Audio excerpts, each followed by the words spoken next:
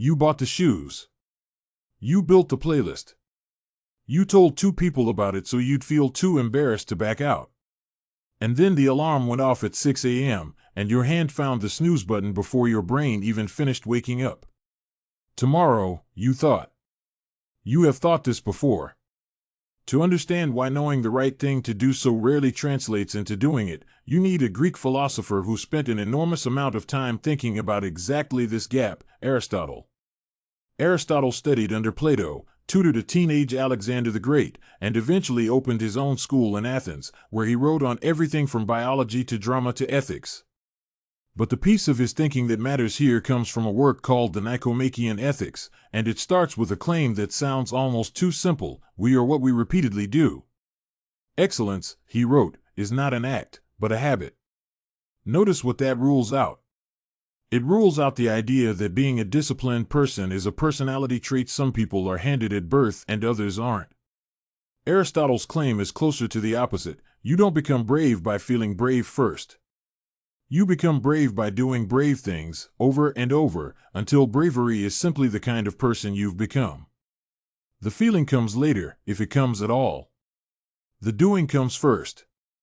This is where Aristotle gets interesting, because he wasn't naive about the obvious objection: people know what they should do all the time and still don't do it.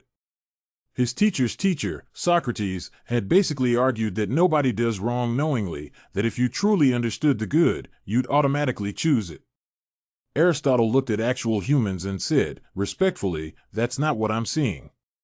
He had a word for this gap between knowing and doing: akrasia, weakness of will. You know the gym is good for you. You are going anyway to skip it.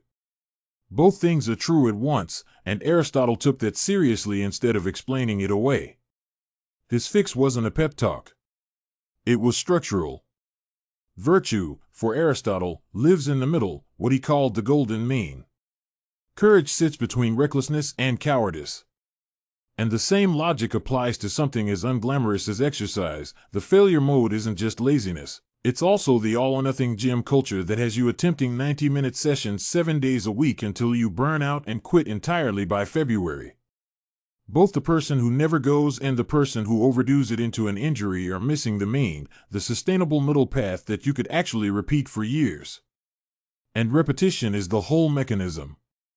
Aristotle wasn't waiting around for motivation to strike before he told you to act. For him, the action generates the character, not the other way around. You don't need to feel like a person who exercises.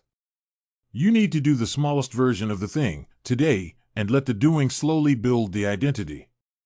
Not the 90-minute session. Just the first rep: put on the shoes. Walk to the end of the block. The habit doesn't need your enthusiasm. It just needs your repetition. So skip the version of this where you wait to feel ready, because Aristotle never promised that feeling was coming. Just ask yourself the smaller question: what's one rep, today, of the person you're trying to become? Not the whole workout, just the first rep. And can you do that much before you let yourself decide whether to do the rest?